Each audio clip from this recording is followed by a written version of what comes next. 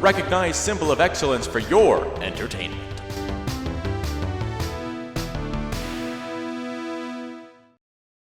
I didn't aspire to be anything. I was just some dopey kid.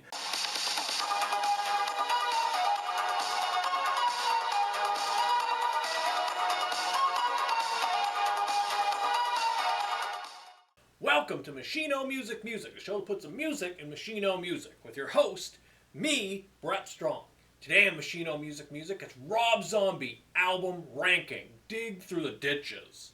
Good afternoon, everybody. Rob Zombie album ranking. Yeah, I wasn't going to do this one. This is kind of an impromptu album ranking. Some other album rankings I've been meaning to do, but Rob Zombie just put out a new album. So I thought I would kind of kill two birds with one stone, as the kids like to say, and talk about the new album, wherever it may rank, and do an album ranking, because I have, a few of his albums. I mean, I don't have all of them to show here, but I got most of them here. Stack over so you don't peek. Not that you're gonna really see it anyway. Yeah, big Rob Zombie fan, really cool. I'm wearing an Alice Cooper shirt because there'd be no Rob Zombie without Alice Cooper. He's admitted that. I'm not going to be including this, I just put it out. I really do like this compilation, this past, present, and future. Listen to the hell out of this when this came out, really cool. Got some stuff from his White Zombie years, and some of our greatest hits compilation, a few never released songs. Really cool, dig that. Also has a DVD, music videos. Really cool, I love that compilation there. But studio albums only. I won't be including the past, present, and future. So let's get into this here. Like I said, big Rob Zombie fan. And again, this is how I like these albums. If you like them differently, that's perfectly okay. That's cool. Don't worry about it. So let's get into it. Starting at the bottom with Venomous Rat Regeneration Vendor from 2013. He had a lot of these kind of long title albums, and they're not bad. This is kind of my least favorite of them. There's some good moments on it, but it was kind of like when he started making movies. So he was almost like he was kind of doing the two things at the end. Maybe the albums didn't get as much attention. Who knows? But especially when he was making his Halloween movie.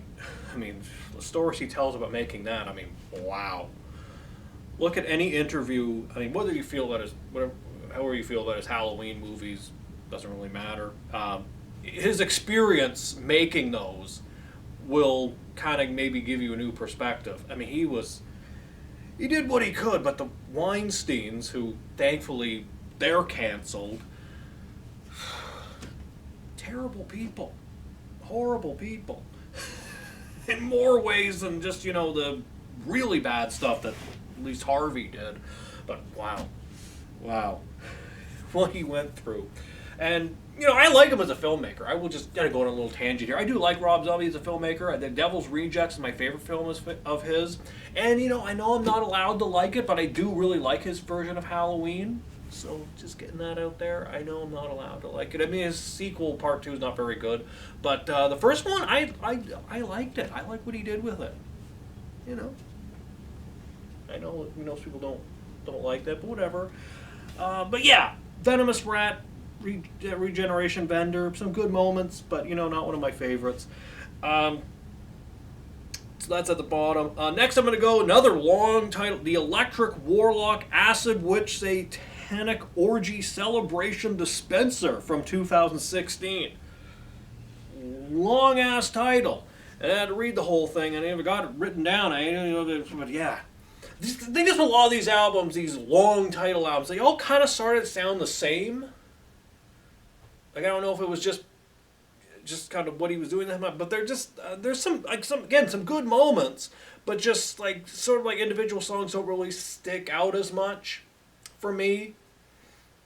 But that one, not bad.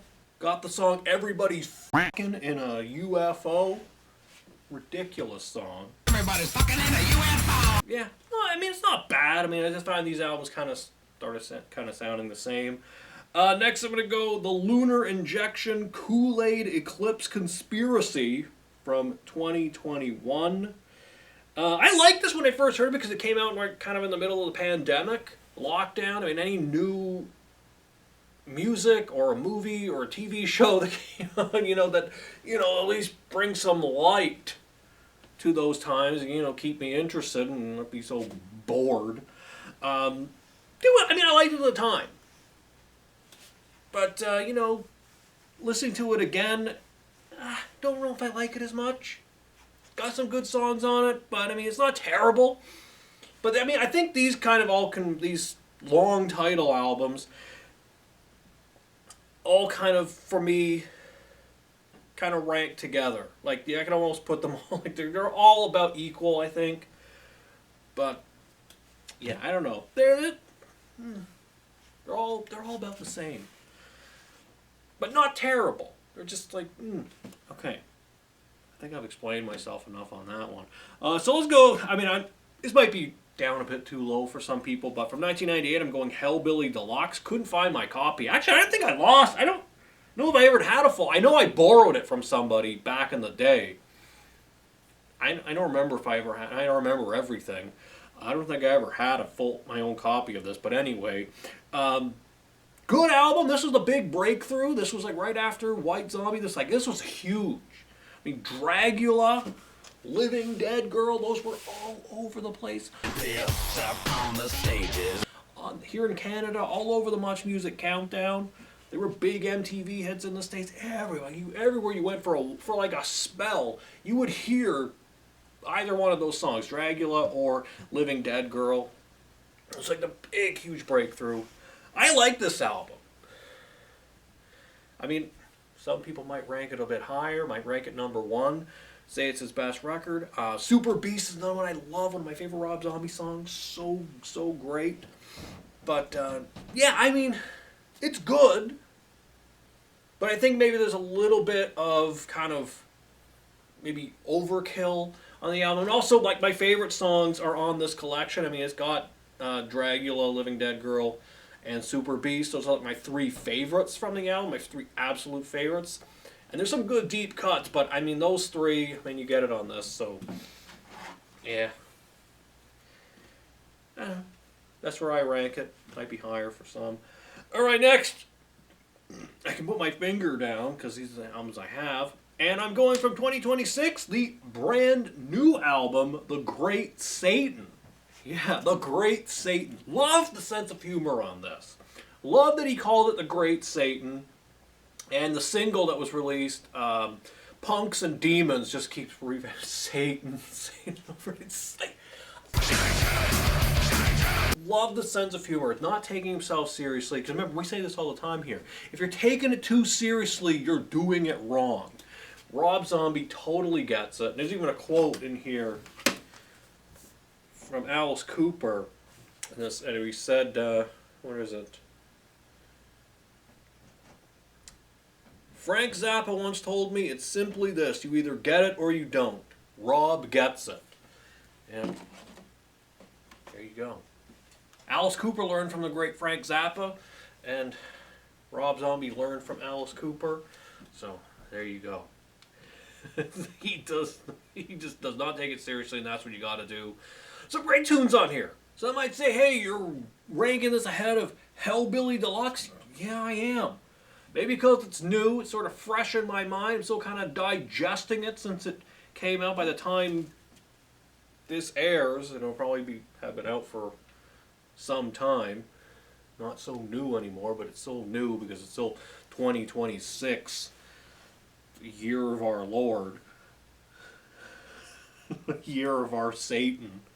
But yeah, I do like this album. Tarantula, it's fun. I'm a Rock and Roller.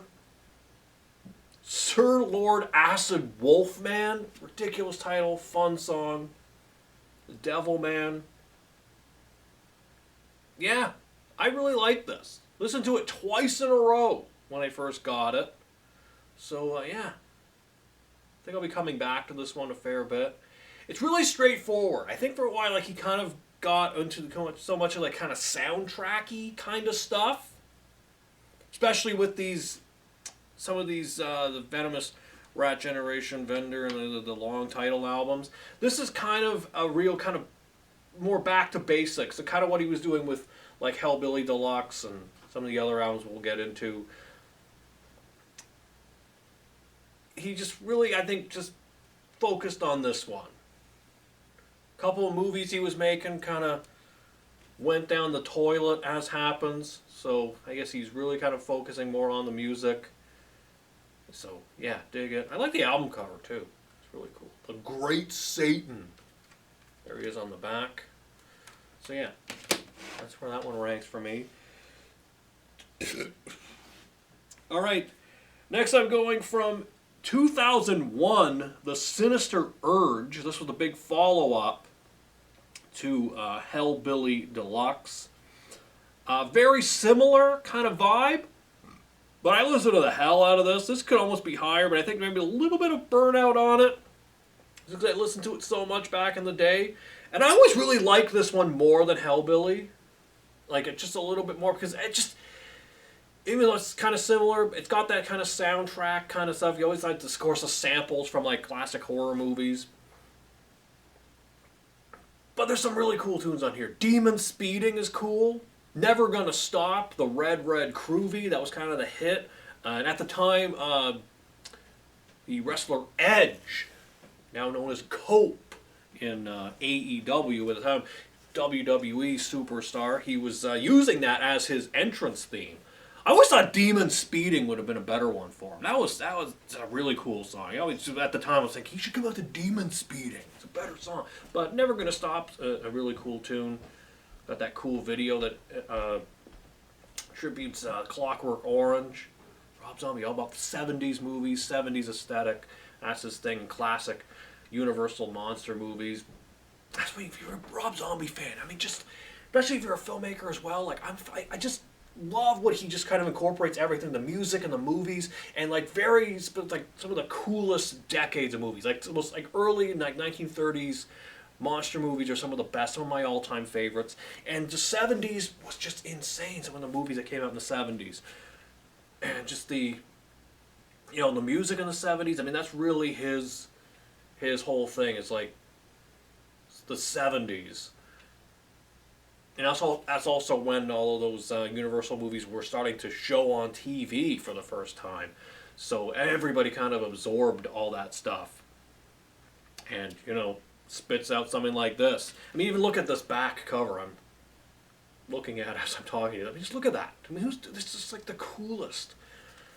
If you're into horror and comedy and just, yeah, just movies, I mean, gotta be a Rob Zombie fan. Ironhead, I love. I just like, oh, that song has Ozzy Osbourne doing a guest vocal on it. So great. Love that. I used to listen to that. That's one of my favorite songs on the album. So cool. Go to California is cool. Real cool vibe on that one. Feel So Numb was another big song. Bring Her Down to Cripple Town's cool. Closes out with House of a Thousand Corpses, which was, of course, his first movie, which is like being released around this time this album was put out. And there's like a song after a few moments of silence after the last track. There's an extra song called The Unholy Three, which is about, I believe, the characters and the, escaping my mind at the moment, but the characters from the Firefly family. Captain Spaulding, Marx Brothers reference. Another thing, he loves the Marx Brothers. I love the Marx Brothers. Just, we would be best friends, me and Rob Zombie. Can we make that happen? So that's where that one ranks for me. That's where that one ranks for me. Getting whiplash from my burps. Okay, we're in the top two, everybody. And I'm going, I surprise people, I'm going from 2010, Hellbilly Deluxe 2. Yeah, I put 2 ahead of 1. I think also because I don't have like a physical copy or couldn't find my physical copy of Hellbilly 1, so it's like, okay, keep the ones that I have all together. I sometimes do that. That sometimes influences my ranking, so don't judge me. Yeah, I loved this. I really love this one. There's songs on here that I think are just like, that kind of put this one up for me. Jesus Frankenstein, the opening track, is one of the most ridiculous songs. Jesus Frankenstein. I love that title. And the song is like, that should be a movie. Where's that movie? We'd be so controversial and ridiculous, right? Jesus Frankenstein. We need that movie. Sick Bubblegum is fun. Werewolf Baby. You also got Werewolf Women of the SS, which was his contribution to the fake trailers in the Quentin Tarantino, Robert Rodriguez Grindhouse movie. That was a really cool idea. But the best thing was of course, I think everybody's favorite part of those was the trailers in the middle. And he was going to make Werewolf Women of the SS for a brief period. But, I mean, getting anything made is impossible. Especially, especially when you're someone like Rob Zombie. I mean, like, he's kind of just this like weird kind of cult indie director. I mean, the fact that he's even made, like, the Halloween movies are probably the most mainstream that he's done. But yeah, I mean, that's still Werewolf Woman of the SS. Really ridiculous, but so much fun. Cease to Exist. Burn is cool. I heard that. First time I heard that was on, he was a guest on the Alice Cooper radio show, Nights with Alice Cooper, and he premiered that song, or debuted, that was a big single off the album. First heard that. Really cool. The Man Who Laughs, another horror movie, early, like 1920s movie, character that influenced the Joker. I believe it's a reference to that movie. Really cool, really scary monster makeup. Mars Needs Women, another horror sci-fi song. Yeah, I really like this album. Did I put it up the list? Maybe I did. But for me, my number one from 2006, Educated Horses. Now, I know this has a lot of kind of like the soundtracky kind of thing. This is when he was doing like sort of like where he had like sort of these little interludes, I guess you could call them. It was like sort of in the middle, like these songs that aren't really songs. The Great Satan has a bit of that too. And of course, Hellbilly and Sinister Urge had a lot of that. This is kind of the last one where he really did it a lot, where it's like the song is just kind of just this one thing. But there are songs on this. I listened to the hell out of this when I got it. I just love this album. Because there's a few songs on here that just, I love the groove. It's like there's a real great groove to this record. The American Witch starts off with Sawdust and the Blood, which is some sort of spooky interlude kind of soundtrack kind of thing. Then American Witch, great riff, love that song. But Foxy Foxy, love the groove on that tune. Such a groovy tune. And it's heavy. Somewhere there's a stripper dancing to that song. Got some great strip club songs, Rob Zombie, and that's one. Come on, I saw a stripper once dance to "Go to California" from Sinister Urge, and the stripper was wearing glasses. Can I get on a tangent? There's a stripper wearing glasses. Is this a thing? That's the first time I've ever seen it. I was like, okay, you're wearing glasses, and take the glasses off. Put on contacts. For God's sakes. And you're upside down, the glasses fly off your face. Not sexy when someone's going like this, or glasses fall down on the stage. It didn't happen, but it could have. Stripper with glasses dancing to "Go to California." Yeah. Scorpion Sleeps I really like. Let It All Bleed Out, Death of It All, Ride's a great tune. The Lords of Salem, actually it's two songs named after his movies at the time. We got the Devil's Rejects, which was a cool tune, and also The Lords of Salem, which is a movie he did. I don't think I've ever seen that one. I know it's on one of the streaming services. I've seen it. I have to. Should have watched it before I did this episode, but I didn't. I should try and see that. I think that's the only one I haven't seen of his, The Lords of Salem. I like the song.